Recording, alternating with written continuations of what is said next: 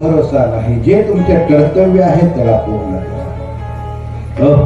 तुम्ही किती म्हणा मुलाचे लग्न होऊ द्या, पुन्हा मुलाचा पुन्हा नातू पाहू द्या, पुन्हा नातू झालं पुन्हा एकदा नातूचे बी लग्न होऊ द्या. तुमची आज कधी संपणार नाही. अरे समुद्राच्या काठावर उभं राहून कशी कहाणी पूर्ण होईल. एक मूर्ख माणूस होता, स्नान करायला गेला समुद्रावर आणि आम्ही स्नान करायला ते कपडे काढून उभा राहिला. त्याला म्हटलं काय स्नान करायचे ना? स्नान करायचे मला, पण या लाटा बंद झाल्यावर करायचे. आता विचार करा, समुद्रातली लाट कधी बंद होईल का? याचा अर्थ त्याला स्नान करायचेच नाही, कारण लाट बंद होणार नाही, तो काही स्नान करणार नाही. जीवनाचे हे तरंग उपतच राहणार, एक उठणार आहे दुसरा उठणार. म्हणून तर पहा, दोन्ही तरंगाच्या बीच हिरण्यकश्यपूला मारला. दरवाजाच्या मध्ये उमरीच्या बाहेर एक पाय, उमरीच्या आत एक पाय. एक विचार संपत नाही, दुसरा विचार निर्माण होत नाही. याच्यामध्ये जे अंतर आहे त्या अंतरामध्ये तुमच्या संकल्पाचे बळ आहे. एकदा संकल्प झाला तुम्हाला पाऊल टाकल्या बुद्धी बनते. माझ्या जवळच्या किती धार्मिक बनून राहणार. बाहेर निघाले, अरे आज तुमच्याकडे धन असेल, त्या धनाचा जर योग्य उपयोग तुम्हाला करता आला नाही तर उद्या त्या धनासाठी तुम्हाला दार फिरावं लागेल. भागवत धनाच्या शुद्धीसाठी आहे, आत्म्याच्या शुद्धीसाठी आहे.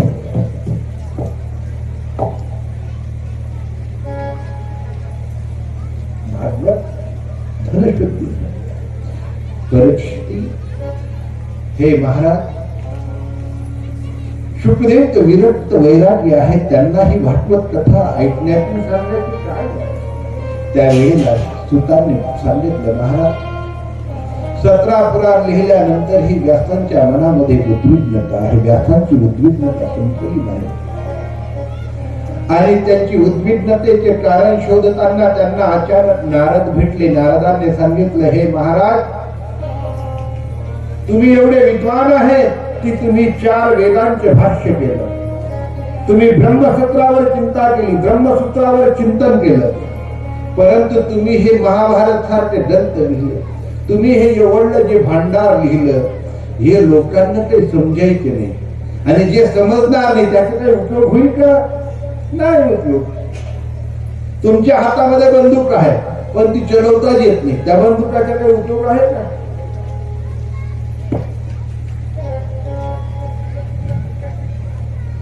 तुमच्या हातात बंदूक आहे पण चढवता येत नाही, बंदुकीचे उपयोग नाही. तसं आहे. तुम्ही भागवत, तुम्ही 17 पुराण लिहिले, तुम्ही वेदांचे भाषांतर लिहिलं, पण ते काही कोणाला समजत नाही, त्याचा काही उपयोग नाही. तुम्ही असं करा, तुम्ही सर्व लिहिलं परंतु तुम्ही भगवान परमात्माच्या प्रेमांचे गुणांचे वर्णन लिहिलं नाही, प्रेमपूर्ण लीलांचे वर्णन केले नाही, म्हणून तुमची अशांती आहे. म्हणून हे व्यासजी, तुम्ही भगवंताच्या प्रेमाचे आणि भगवंताच्या बाललीलांचे वर्णन करा. व्यासांना आज्ञा झाली. नारदांनी सांगितलं, व्यास आपल्या गुफेमध्ये गेले. आता व्यासांना 5000 वर्षा पहिले काय होणार आहे हे सर्व दिसायला लागलं. आणि व्यासांनी अचानक आता एवढा भागवत ग्रंथ लिहायचा, 18,000 श्लोक लिहायचे, म्हणून व्यासांनी गणपतीला प्रार्थना केली. गणपती लगेच 1000 झाले. पहा, व्यास भागवत लिहिताना 1000 गणपती झाला. गणपती कशावर बसतात? उंदरावर बसतात, चुह्यावर बसतात गणपती. उंदराला धरून गणपती 1000. बोला व्यास काय आज्ञा? व्यास म्हणाले, मला भागवत कथा लिहायची आहे पण लेखक माझ्याकडे नाही. गणपती म्हणाले, मी तुमची भागवत कथा लिहायला तयार आहे, परंतु माझी अट आहे, तुम्ही एक क्षणही थांबायचे नाही, तुम्ही सतत बोलत राहायचं. म्हणून 100 श्लोक व्यास सतत बोलायचे शुद्ध, आणि 1 श्लोक मुद्दाम वाकडा तुकडा बोलायचे, म्हणजे गणपती अशुद्ध लिहिणार नाही. ग्रंथ लिहिताना गणपती हे श्लोक चुकला, नवीन गणपती त्याच्यावर विचार करायचे. तेवढ्यात व्यासजी महाराज आपलं प्राथमिक कार्य बाथरूम हा करून पुन्हा हजर होऊन जायचे. तोपर्यंत गणपती विचारात करायचे. अशी ही भागवत कथा व्यासांनी लिहिली. पण व्यासांना प्रश्न पडला की ही भागवत कथेमध्ये सर्व भगवंताच्या रासलीलांचे वर्णन आहे आणि ही भागवत कथा प्रचार करायला जर एखादा पाखंडी गेला तर तो या भागवत कथेमधून जिकडे तिकडे कामच पाहिजे. बरोबर, जिकडे तिकडे कामच पाहिजे. म्हणून व्यास म्हणाले की भागवत ही परमहंसांची संहिता आहे. भागवत तोच माणूस कथन करेल जो पूर्ण विरक्त असेल. आता तर काय गल्ली बोळात भागवत कथा काळ सांगणारे महाराज पैदा झाले. कुठे कुठे बी जावा 20,000 सुटला महाराज, 10,000 सुटला महाराज. हा सर्व उभ्या बाजारात कथा ह्या तो नावडे पंढरीनाथा. आणि हे पाखंडी लोक मला म्हणतात हो काय करावं बाबाने धर्माला हे करून दिलं. ग्लानी या नालायकांनी लावली. बाजार बनवून सोडला माझ्या धर्माचा. ही भागवता ही परमहंसांची ही संहिता आहे. कारण हिच्यामध्ये गृहस्थी माणूस जर हे सांगत राहिला तर त्याला नक्की कामच दिसणार आहे, नक्की काम दिसणार आहे. म्हणून व्यासांनी तिचा प्रचार केला आहे. शेवटी व्यासांनी विचार केला काय करावं काय करावं, प्रार्थना केली. कथा संपायच्या वेळपर्यंत मी बाबा यायला म्हटल्यावर काय करावं.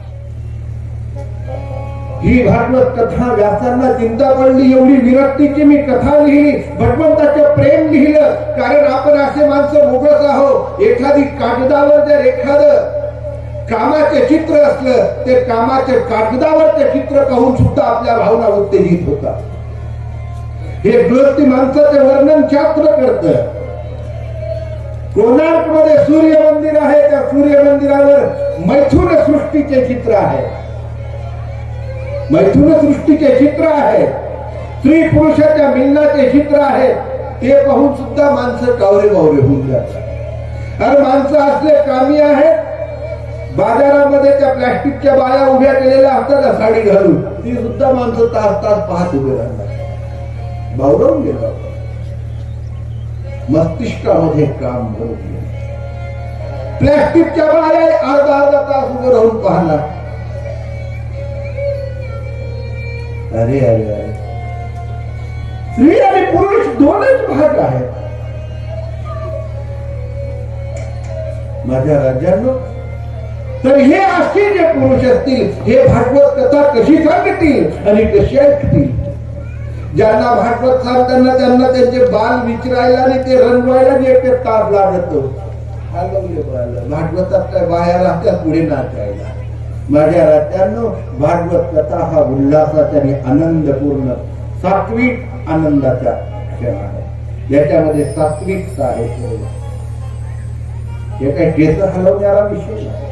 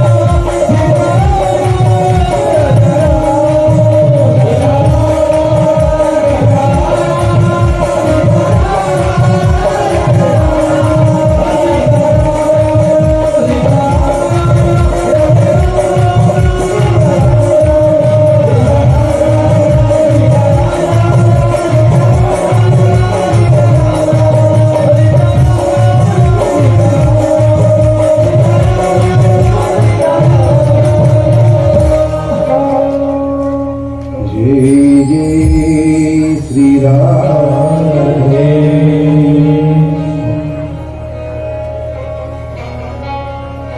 व्यासजी महाराजांनी देवाची प्रार्थना केली की हे महादेव, हे आशुतोष महादेव,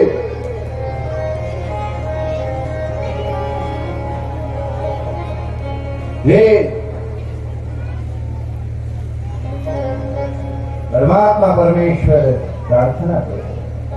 एवढं तत्वज्ञान लिहिलेले हे गहन तत्वज्ञान, परंतु हे सांगण्यासाठी माझ्याकडे माणूस नाही, म्हणून तुझी प्रार्थना करतो, तू हे तत्वज्ञान सांगण्यासाठी पुत्र रूपात माझ्या घरी प्रगट हो। म्हणून शुकदेवजी व्यासांची आज्ञा ऐकून व्यासदेवाच्या घरी अग्निदेवाच्या पोटी भगवान आशुतोष महादेव शुक रूपात प्रगट झाले।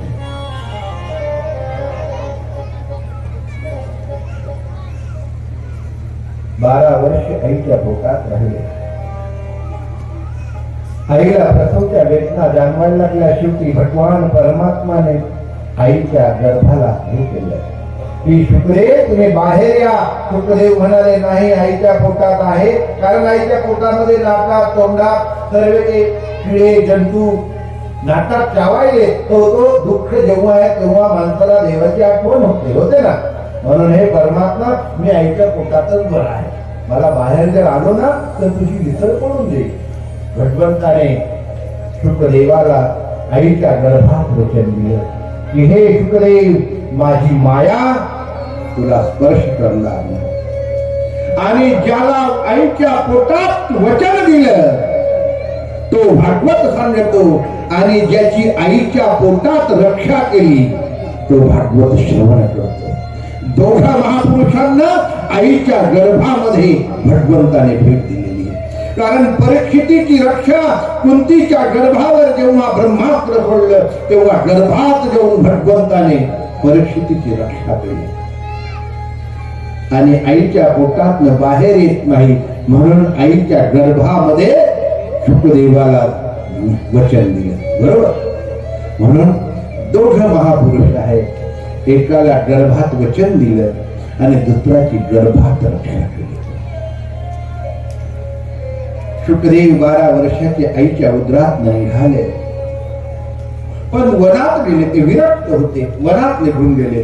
परत व्यासांना चिंता पडली, हे त्याच्या काय करावं, कसं तरी पोरग बोलवलं, ते गेलं जंगलात निघून, आता हे द्यावं कोणाला।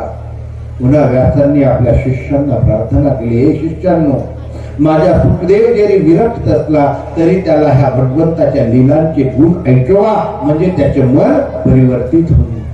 बरहा पिंग नटवर वपू कर्णयो कर्णिका विप्रदास कलकपेश हृदयंती जमारा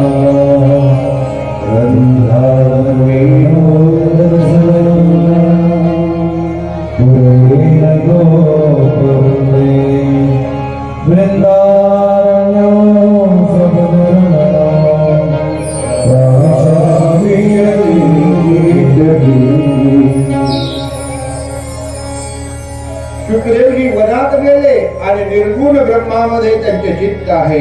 शिवस्वरूप असल्यामुळे ते निर्गुण ब्रह्मात त्यांचे चित्त आहे। पण ह्या कथेचा प्रचार करण्यासाठी ते ज्या वनात तपस्या करायले, त्या वनामध्ये त्यांना ऐकू यावं असे आजूबाजू शिष्य उभे राहिले, आणि त्यांनी हा श्लोक गायला। त्या श्लोकाचा अर्थ असा आहे की भगवान श्रीकृष्ण बाल रूपामध्ये आहे, गळ्यामध्ये कुंडल आहे, कानामध्ये माळा आहे, अंगावर पिवळे पितांबराचे वस्त्र आहेत, आणि हे वस्त्र धारण करून भगवान श्रीकृष्ण तुरुतुरु चलायले। हे श्लोकाचा अर्थ शुकांनी ऐकला आणि ते चित्र डोळ्यासमोर पाहिलं। शुकांचे मन निर्गुण ब्रह्मातनं त्या क्षणाला हटलं आणि या सगुण ब्रह्मामध्ये वळलं। लगेच शुक विचार करत्या तोपर्यंत व्यासाच्या शिष्याने दुसरा श्लोक लावून दिला। अहो बटियं स्तनकाल जिज्ञासया पायदा कस्वा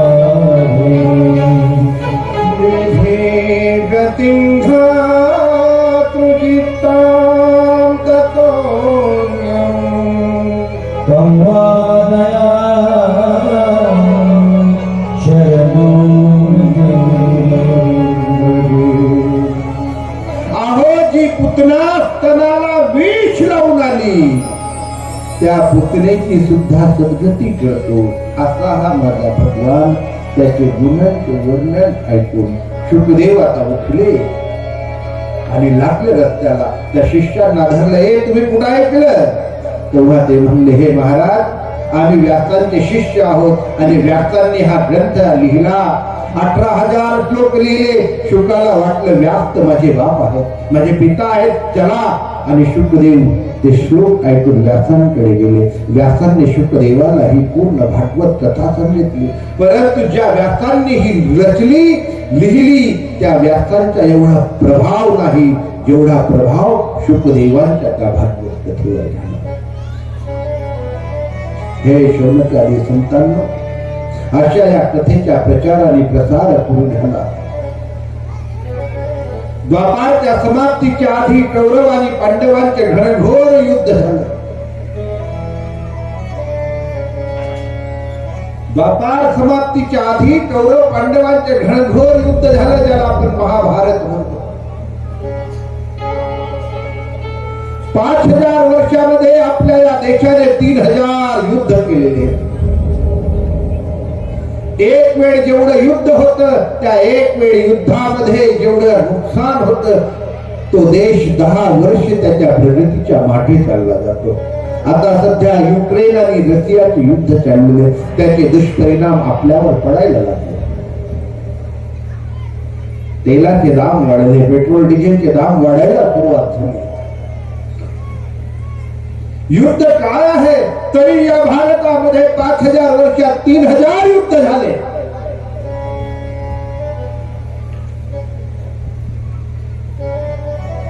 ज्या देशामध्ये शांतीचा संदेश दिला जातो त्या देशामध्ये 3,000 युद्ध झाले. म्हणून हे शौनकादी संतांना कौरव पांडवांचे घनघोर युद्ध झाले.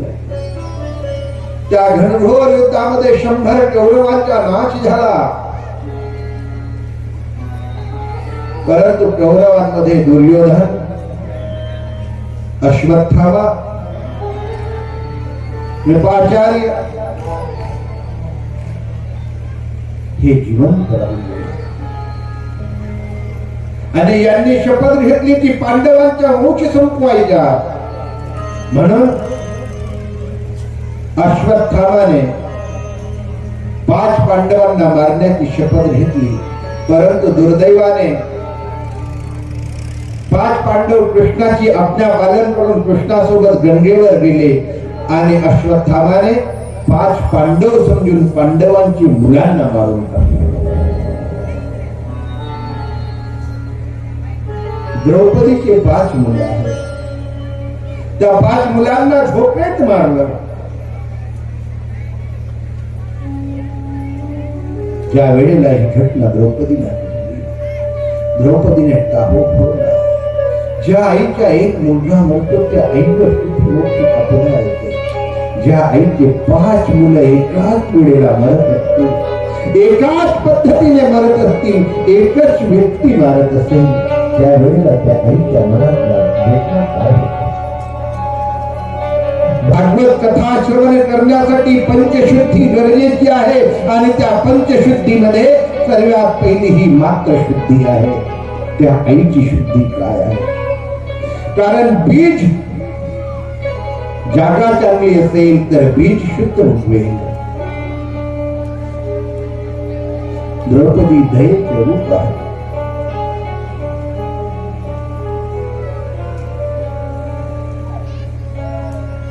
त्या द्रौपदीच्या 5 मुलांना मारलं आणि जेव्हा ही घटना द्रौपदीला माहिती पडली, कौरवांना माहिती पडली, अर्जुनाने शपथ घेतली की मी संध्याकाळपर्यंत अश्वत्थामाचा वध करेन. शेवटी अश्वत्थामाला पकडलं आणि अश्वत्थामाला, कारण जिचे मुले मारले त्या आईकडे तो अधिकार आहे, याला काय शिक्षा द्यायची ते. म्हणून अर्जुन आणि कृष्णाने अश्वत्थामाला धरून द्रौपदीच्या पायात आणलं. मुलं मेलेले. ज्या आईचे मुलं मेले ती आई म्हणते, हे अर्जुन, अश्वत्थामाला हात लावून का? कारण कितीही जरी केलं तरी हा तुमच्या गुरुचा पुत्र आहे. हा तुमच्या गुरुचा पुत्र आहे. ज्या गुरुने याला जे ज्ञान दिलं नाही ते ज्ञान तुम्हाला दिलं. कमीत कमी तुमच्या गुरुसाठी तरी याला हात लावू नका. तुम्ही कराल माफ, तुम्ही माफ कराल. अर्जुनाला वाईट वाटलं तरी कृष्ण म्हणाले, अर्जुन याला शिक्षा तर द्यायलाच पाहिजे, परंतु ब्राह्मणाचे अपमान करून देणं हे सुद्धा मोठ्या शिक्षेपेक्षा कमी नाही. समजा इथं बसलेला एखादा मान सन्मानाचा माणूस आहे आणि त्याला जर तुम्ही काही मान सन्मानच दिला नाही तर त्याला तो मनातल्या मनात तो सल तुचत असतो. त्याला एखादी गावातली मान्यवर स्त्री आहे आणि तिने काहीतरी पाप करताना सापडून गेली तर पुन्हा तिला कोणीच बोलत नाही. तिच्या जागोजागी तिला अपमान वाटतो. वाटतो की नाही? माणूस असेल त्या लोक सर्व सज्जन म्हणतात आणि काही जर